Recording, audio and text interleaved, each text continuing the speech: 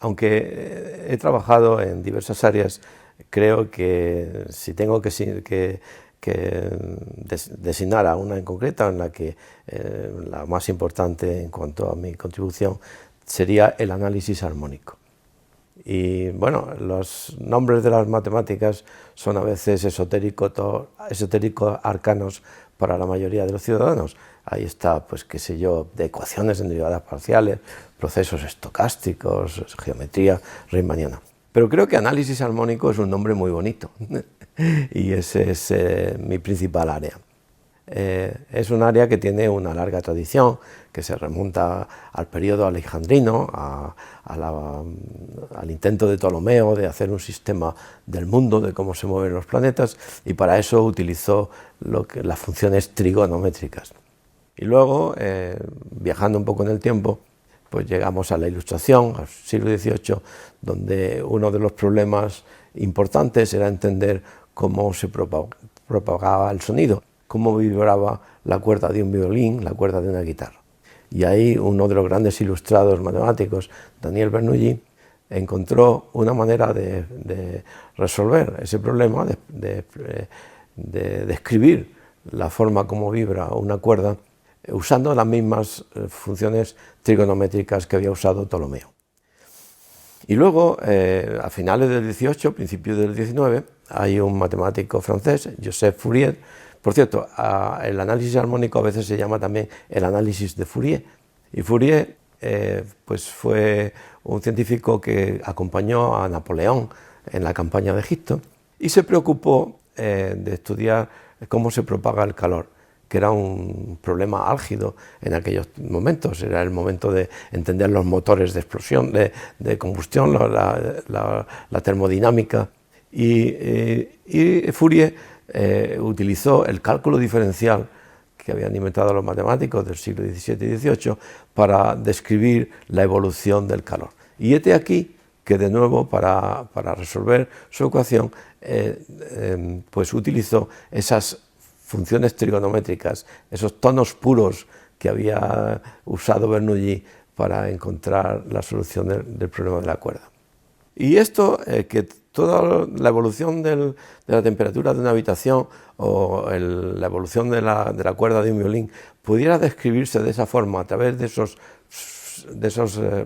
funciones trigonométricas o tonos puros, era un tema controvertido y muchos matemáticos no lo veían tan claro. Y el análisis armónico, ese área, que ahora es un área muy importante de las matemáticas, surgió de alguna manera para hacer preciso eso, para dar respuesta a esas ensoñaciones de Bernoulli y de Fourier. Pero ahora la teoría ha sido tan exitosa que invade muchas áreas de la ciencia y de las matemáticas. De manera que cuando nosotros tomamos una fotografía con nuestro teléfono móvil y la enviamos a nuestros amigos, pues cuando se analiza el proceso de lo que se ha hecho allí, pues la fotografía se ha digitalizado, la digitalización después da lugar a una función que se resuelve en términos de los tonos puros fotográficos, y esos tonos puros, los coeficientes de esos tonos puros son los que se envían por correo, y el aparato que tiene nuestro amigo pues es hacer el proceso inverso, una especie de síntesis armónica. Lo mismo ocurre cuando vamos a un hospital y nos hacen un TAC. La máquina es una máquina de rayos X que lanza los rayos atraviesan los tejidos blandos y pierden un poco de intensidad, pero una cantidad minúscula. Y entonces lo que hay es todo un algoritmo que hace que el ordenador pueda, a partir de esa pérdida de intensidad, recuperar la imagen y ver si allí hay o no hay un tumor. Pues bien, cuando se analiza ese algoritmo está basado en el análisis armónico, de manera que es un área importante y ubicua de la ciencia. Y bueno, pues en ese área es en el que yo he trabajado y a lo largo de mi carrera pues he hecho diversas contribuciones. Quizá la más notable fue un resultado que obtuve cuando yo era profesor en Princeton, después de acabar mi tesis en la Universidad de Chicago, en el que tuve la suerte de resolver una conjetura que en el área que tenía más de 50 años. Esa conjetura se llamaba la conjetura o el problema de Zygmunt. Zygmunt es un gran matemático polaco que creó la Escuela de Análisis Armónico en Estados Unidos y, como cosa curiosa, es mi bisabuelo en matemáticas. Yo le conocí. Bueno, pues esta conjetura tenía que ver con varias preguntas fundamentales de cómo se comporta, cómo es el volumen o el solapamiento de paralelepípedos en el espacio, y que era, cuando se miraba, una pregunta básica del análisis armónico. Y resolver la conjetura de Zygmunt pues fue quizá mi logro así más notorio, y que me dio entonces una cierta popularidad. Era el chico de moda en el análisis armónico del mundo en aquellos años, en los años 70, 77, 78, 79. Pero bueno, luego he ido trabajando en diversas... mi proyecto, yo volví a Madrid en el año 79, 80, y mi proyecto, que ha sido a lo largo de todos estos años, ha tenido una continuidad, lo he ido renovando, siempre era la interfaz entre el análisis armónico y la teoría de los números, o la mecánica de los fluidos, o la física matemática, o la mecánica cuántica. Y, por ejemplo, pues yo colaboré con profesores de Princeton, Charles Fefferman, y un español, Luis Seco, que había sido alumno de tesina mío, y conseguimos un resultado que está digamos, que también fue un resultado notable, en el intento de describir la tabla periódica de los elementos desde los primeros principios de la mecánica cuántica. Y este es un resultado de mediados de los principios de los 90 o así, que apareció también en la Enciclopedia Británica, y considero que es una de mis colaboraciones que quizá podría resaltar, el intento de utilizar el análisis armónico para entender la química desde los primeros principios. Y otra área en la que he trabajado es en la interacción con la mecánica de fluidos, y esto pues tiene que ver con las ecuaciones, por ejemplo, una ecuación importante en la meteorología que se llama la ecuación cuasi-geostrófica, y que es la ecuación que describe cómo evoluciona un frente atmosférico. Y en esa ecuación, en colaboración con mi equipo y con otros miembros de aquí, del ICEMAT, pues hemos encontrado resultados fundamentales. Por ejemplo, pues hace unos pocos años pues publicamos un resultado que se llamaba de unicidad y existencia para la evolución de un frente atmosférico. Y esto es importante porque los matemáticos, yo soy un matemático que hace teoremas, hay matemáticos que aplican, digamos, los teoremas para resultados concretos de áreas de la ingeniería, etc. Todo ese espectro es estupendo, y mucho más ahora con la interacción con los ordenadores. Pero yo soy de los que hace teoremas, y la labor nuestra muchas veces es ser notarios ante una teoría elaborada por físicos, matemáticos o biólogos. Pues hay una ecuación, y esa ecuación describe pues el proceso, la evolución del proceso. Pero hay que saber si esa ecuación está, lo que nosotros llamamos, bien propuesta. Es decir, que efectivamente va a tener durante un tiempo una solución, que esa solución es única y que esa solución depende de manera razonable de las condiciones iniciales. Porque si alguna de estos tres factores no se dan, entonces el modelo no nos sirve para nada, no nos sirve para hacer predicciones.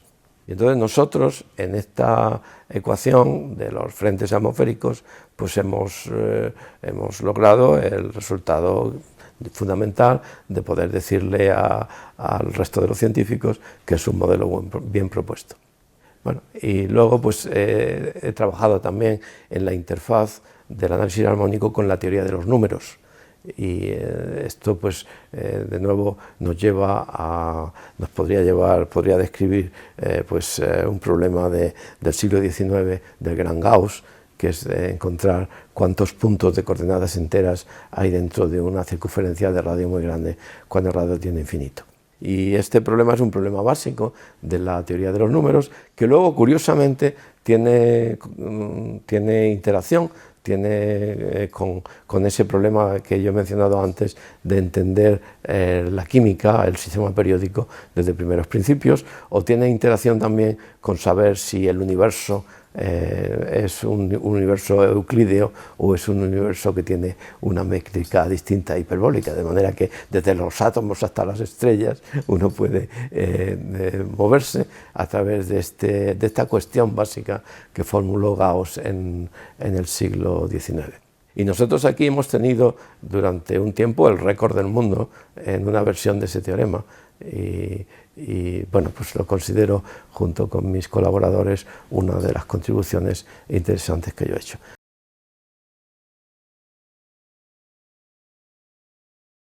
Estudié en la Universidad Complutense en aquellos años 60, finales de los 60, y Madrid era entonces, desde el punto de vista político y cultural, era un lugar muy interesante, pero desde el punto de vista científico más bien era un desierto cultural. Pero tuve la suerte de ir a Chicago y luego a Princeton, y en estos grandes centros científicos pues colaboré y aprendí con los mejores.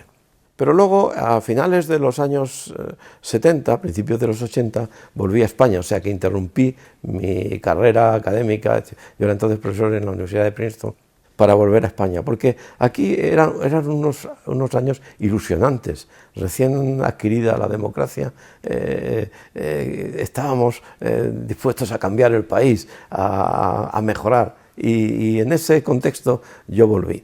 Y efectivamente colaboré con el ministerio de entonces, sobre todo, digamos, el secretario de Estado era Juan Rojo, y en el ministerio, entre otros, estaba físico Pedro Pascual, que yo creo que lideraron de alguna manera el proceso de puesta a punto, de ayornamiento del sistema español de universidades y de ciencia y universidades. Y yo colaboré con ellos como matemático de referencia durante esos años, de manera que participé en las comisiones, como la comisión asesora del gobierno, donde se incrementó el presupuesto de ciencia de una manera, lo multiplicamos por 10, es decir, que pasamos de no tener nada a tener un presupuesto medianamente decente. Luego, los gobiernos posteriores tengo entendido que no mantuvieron esa tendencia, y nos ha pasado lo que ha pasado, pero en aquel momento se dio presupuestariamente un gran salto adelante. Y también se cambiaron los nombres de las cátedras, que eran nombres pintorescos, y se puso un poco al día, y se creó también la política de sesenios, de incentivos a la investigación, y bueno, y muchas otras cosas. Y durante esos años yo colaboré con el ministerio, y en particular con este grupo de personas liderados por Juan Rojo y Pedro Pascual, en poner a puesta al día la ciencia, y en mi caso particular yo era el matemático de referencia. Y eso es algo de lo que estoy contento y orgulloso. Creo que el despegue científico que hemos experimentado en España en los últimos 40 años no se puede explicar sin la labor, creo yo, que hicieron esas personas, que hicimos durante esos años. Y eso me satisface mucho. Ahora, tuvo también, para mí personalmente, sus amarguras, porque una parte del colectivo matemático pues no estaba de acuerdo con aquellos cambios que proponíamos, y entiendo también que otra parte, entre los que probablemente se encuentran muchos de los que son más o menos de mi promoción, pues quizás veían un poco excesivo mi protagonismo de aquellos tiempos, que mi protagonismo era debido a que me lo pedían el ministerio y me decían, bueno, tú has estado en Princeton, en Chicago, pues quizá puedes ayudar a que esto cambie. Y bueno, pues esa oposición tuvo no fue, digamos, me ha producido algunas amarguras. Pero en fin, en ese sentido creo que lo mejor es mencionar a mi bisabuelo, Antoni Simon, que es no solamente un gran matemático. Yo viví con él en Chicago y compartí muchas horas con él. Y recuerdo que Simon decía que en matemáticas, como en la vida misma, muchas veces conviene integrar solo la parte positiva. Y eso es lo que yo hago.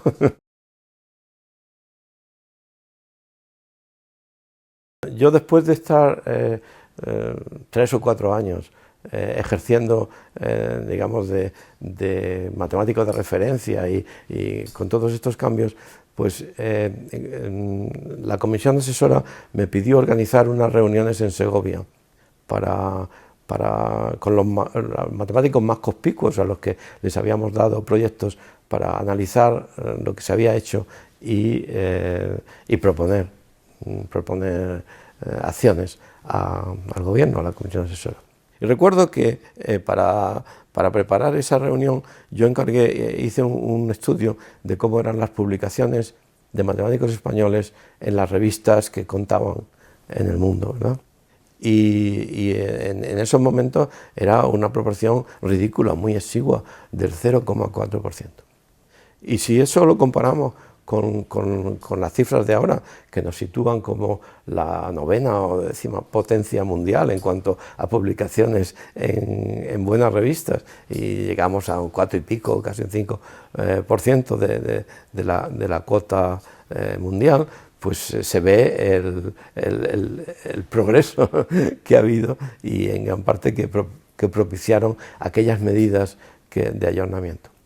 Y bueno, pues yo creo que en la ciencia en general y en las matemáticas pues hemos logrado pasar de no ser prácticamente nada, como decía el gran Echegaray en el siglo XIX, que no hay un nombre de matemático que un castellano pueda pronunciar sin dificultad, pues ahora a tener una cuota importante de la producción mundial y a tener un lugar en el mundo de las matemáticas. Y eso es algo inaudito, vamos, insólito en la historia de España, y se ha producido en estos años con esa medida. Ahora bien, una vez dicho eso, y desde el punto de vista yo ya más de las matemáticas, pues creo que aquel impulso que se dieron a principios de los años 80 luego no se ha mantenido adecuadamente. Es decir, que creo que los gobiernos posteriores no siguieron digamos, cuidando el presupuesto y cuidando, digamos, las medidas que se tomaron entonces para recuperar a gente que estaba trabajando fuera, para propiciar la interacción con centros del mundo, para financiar proyectos. Eso se ha hecho, se ha ido decreciendo, y no hemos logrado lo que creíamos entonces que podíamos lograr, que era tener en bastantes de las áreas que la acción de la ciencia en el mundo se trasladara aquí, a nuestro país. Eso se ha conseguido solo en muy pocos casos. Yo soy hijo de maestra, y mi madre, claro, en aquellos tiempos era maestra de niñas, porque había la enseñanza separada. Y mi madre me llevaba a su escuela, yo era un pequeñajo, y me llevaba con aquellas niñas maravillosas que eran sus alumnas. Y no sé, creo que yo, con respecto al dominio del lenguaje y de cierta picardía y de ciertas cosas, estaba en condiciones precarias respecto a las alumnas de mi madre, que eran mayores que yo. Pero descubrí, no sé cómo, que con las cuentas era distinto. Y en las cuentas yo tenía un espacio para hacerme un lugar con aquellas niñas maravillosas. Y creo que empecé a aprender digamos, la aritmética y la geometría elemental a una edad muy temprana. Yo a los creo que 5 o 6 años sabía dividir y cosas así, y creo que en gran parte era por este acicate de poder. Y luego ya, pues, bien, a lo largo en el instituto de Murcia, yo soy de Murcia, también era instituto masculino, pues tuve un gran profesor, Francisco Soto Iborra, que era un gran profesor de matemáticas, y creo que destacaba respecto a lo que había allí, y eso me hizo irme dirigiendo hacia las matemáticas. Había otra cosa también, y es que con respecto, digamos, a otras áreas, incluida áreas científicas, no solo la historia, sino la química o la física, yo tenía que creerme cosas digamos, mientras que en las matemáticas no. En las matemáticas yo era dueño de lo que había allí. Yo, ante un problema, podía o no podía resolver, pero si lo resolvía y yo entendía que aquello estaba bien y lo había hecho y no necesitaba autoridad alguna. De manera que las matemáticas, desde un principio, a mí me daban mucha seguridad, porque no necesitaba creerme nada. Era el problema y yo y mi propia limitaciones de inteligencia. Y bueno, todos estos factores hicieron que yo cuando era estudiante de bachillerato, pues quizá yo soy de una familia relativamente humilde, de la Huerta de Murcia, y allí se veneraba en mi familia el ingeniero. El ingeniero era el ejemplo de alguien de allí, de alguien chico o chica que había salido listo, había estudiado y había ascendido en la escala social. Y de manera que yo creo que mis padres, a los que les debo pues, el interés por estudiar y por la ciencia, siempre me animaron, y su finalidad es que yo fuera ingeniero. Y de manera que a lo largo del bachillerato, pues yo pasé, según nos venían a dar charlas a aquel instituto, un ingeniero de caminos o de teleco, pues pasé por distintas vocaciones de ingeniero. Pero finalmente ya al final descubrí que lo que realmente me satisfacía y en lo que me encontraba seguro y lo que me gustaba eran las matemáticas. Y gané la Olimpiada Matemática en mi tierra, eso me dio una beca, y con esa beca me vine a estudiar a Madrid, y bueno, pues a partir de ahí ya mi vida es una vida que no se entiende sin los teoremas. La medalla siempre es un honor, y en este caso es una alegría por venir de los matemáticos españoles. Es algo que aprecio especialmente como un reconocimiento de los matemáticos españoles a lo que ha sido un poco mi función aquí desde que volví de Estados Unidos.